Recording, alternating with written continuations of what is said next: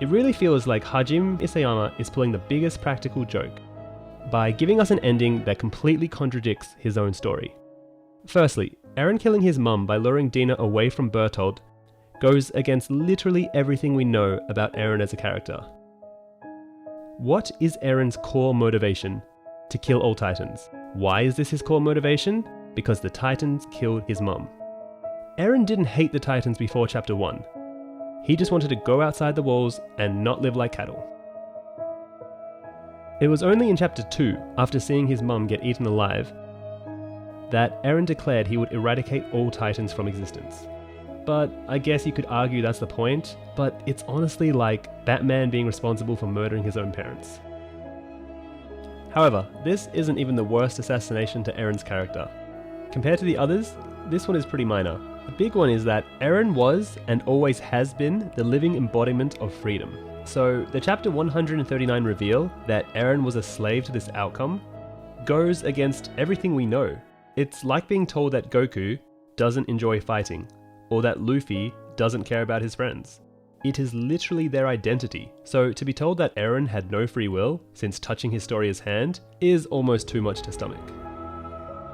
Remember in chapter 110 when Zackley suspected that Eren was being controlled by Zeke, only for 2 chapters later to have Eren rock up and literally spell out to Armin and Mikasa that no, he is completely in control of his own actions, and in fact, Mikasa and Armin are the real slaves? And then Eren goes on about how much he hates slaves, and yet we're meant to believe all the while Eren was a slave himself in this very moment?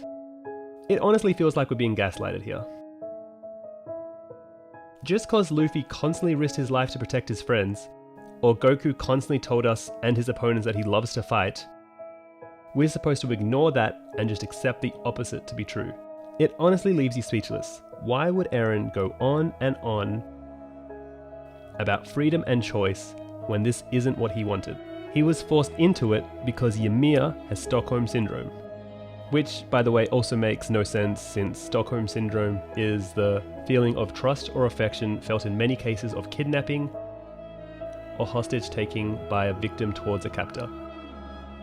So, of course it does happen to women who are in relationships with men who are physically more powerful than they are, but Ymir is a god, a literal god, and we're meant to believe that she never once stood up for herself against a mere mortal. It would make way more sense if she forced Fritz to be with her, or she had been his concubine before gaining the Titan parasite, and she was too indoctrinated to stand up for herself. But their relationship always seemed pervy, with him lusting after her, and then forcing her to have his children. I mean, shouldn't she have been happy? But she looks miserable, and then when she saves his life, and Fritz tells her to heal, she chooses to die instead, which we always interpreted to mean that she chose death rather than continue living. There was actually no hint that she loved him before chapter 139, except for Eren telling us, which still feels incredibly jarring. However, what would have made a lot more sense is if Ymir was an Ackerman and Fritz was her host that she had to protect, and Mikasa had the same host connection with Eren, but learned to break it and free herself in chapter 139, which inspired Ymir to do the same, and this would explain why Mikasa was chosen by Ymir of all the billions of people in the world. However, Zeke contradicts this theory back in chapter 130 by explaining that there is no Ackerman bond or slave connection. But this Ackerman bond would have explained why Ymir spent 2,000 years making Titans against her will, and why Mikasa was the one to set her free. But instead, it's also incredibly sexist that all of humanity's suffering from the last 2,000 years is because Ymir couldn't stop loving her 2,000-year-old dead abusive husband. Like, next you'll be telling me that the reason why the human race was kicked out of paradise or the Garden of Eden or wherever is because a woman couldn't control her temptation. And her sin has corrupted mankind for the last 6,000 years. Anyway, the character assassination continues with Eren, coming off as a super creepy, possessive boyfriend who can't stand the idea of his adopted sister being with another guy. Even though she'd been throwing herself at him the entire series. But how is it that Zeke was the first person to convince Eren that Mikasa has feelings for him when literally everyone else could have told Eren the same thing during the last 9 years? Eren spent the majority of the series trying to get Mikasa off his back, and there's no good reason for why Eren didn't just reciprocate Mikasa's feelings during the last 9 years before it was too late. Also, how could Eren, the Attack Titan holder, have no free will when the Attack Titan is the embodiment of freedom?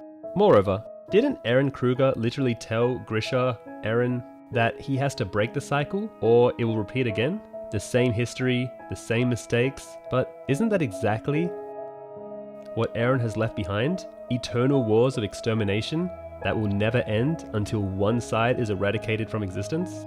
With fascism being the world ideology on both sides? Like, we literally couldn't imagine a worse dystopia for Paradise. Even Jean and Connie are fearful for their families, because a bunch of Yeagerist brown shirts might kill their families, and Historia has to protect them. But didn't the Yeagerists already overthrow the government and execute Zackley? Why wouldn't they just kill Historia and rule through her child? Or install themselves as a military dictatorship? I mean, they already murdered Pixies, Niles, and most of the Paradise High Command. Who can oppose them? And why would they obey Historia when they already successfully overthrew her government? And without the Titan shifters to support her, she only has the last name of the man who enslaved Paradise Island to legitimize her rule. And over time, Paradise Island would be stripped of its individuality, until it becomes a cold, heartless war machine like the Third Reich. So honestly, how is this the only way? Because if you're telling us that this was the only way to free Ymir and get rid of the Titans, do you know what might have been better? Let Ymir keep making Titans. We're serious. If she's the reason for the last 2,000 years, if this is all because she's still in love with her despotic husband, that we have to live in a world dominated by Titans. Why not try to fix the world with the power of the Titans? See, in all our previous theory videos, we thought the Hallucigenia took over Ymir, who was a lot like Eren and fought for freedom. Which is why she freed the pigs, because they were forced to be cattle. And like Zeke said, the Hallucigenia only exists to multiply. Which is what it was forcing Ymir to do. Then we totally understand why Eren went out of his way to free her, even if it meant starting a rumbling that he couldn't control, because the Hallucigenia was responsible for Titans and the world. But if the world of Attack on Titan is Ymir's doing, she can stay in the paths and keep making Titans, since no one's forcing her to do that, but herself. And Paradise Island could just live like North Korea, isolated, but protected with a rumbling for a deterrent. Then, over a few hundred or thousand years, the hatred would fade, kind of like Carthage and Rome's centuries-long rivalry. This way, billions of people don't have to die, fascism doesn't win, and democracy wins out, like it did in our world. If this really is an ending that Isayama is proud of, why did he portray living under a fascist regime like Mali as despicable and emasculating, only for our surviving heroes to find themselves living under their own fascist regime? Except now it's the outside world who are the subhuman culture that needs to be exterminated or enslaved in work camps. Why did he have Mali treat the Eldians so horribly, but fascism is only bad when it's not you who are perpetrating it? That's like saying neo-Nazis are bad, but American neo-Nazis are good because they're us. And so long as we're the ones doing the exterminating, it's okay. By the way, in our last video when we mentioned the 13-year rule, a lot of people criticized us for not understanding the story, but yes, we know Ymir died after 13 years and it's meant to parallel that, but Ymir died from a spear to the chest. Meanwhile, the Titan shifters all seem to fade away or die of natural causes after 13 years. Why would the power work like that? A spear to the chest has nothing to do with dying of natural causes. Moreover, how did Mikasa know about the memories Eren gave to Armin? Ackermans are immune from founding Titan influence. So she wouldn't have had any way of knowing that Eren left DMs for all his friends when she found Armin in the smoke. Finally, did Mikasa carry Eren's head across a continent? They had no plane, no ships, no way to get back to Paradise Island. But whatever, clearly we're just nitpicking here, and who knows? Maybe Mikasa swam back to Paradise Island with Eren's head. Also, if what's left of the outside world has working ships, it means they have working factories at the very least. And with factories, you can make enough bombs in a year to firebomb Paradise Island out of existence. And what are Paradise Island going to do in retaliation? Use their ODM gear? The factories could also make mustard gas. If you enjoy the ending, we're happy for you, and glad you don't feel the way we do, but we honestly expected more from the ending, like answering some of the most important questions, such as, why would Grisha give Eren the founding Titan power after telling Zeke to stop Eren literally the same day? But whatever. This is Isayama's ending, and it belongs to him and no one else. We're all just spectators here, watching from the sidelines. But honestly, we'll find it a lot harder to recommend Attack on Titan now. Thanks for all the feedback, even if you don't agree with us. We love reading your comments, and we hope you enjoyed the video. Anyway, like, share and subscribe, and hopefully we can find a new series to read together.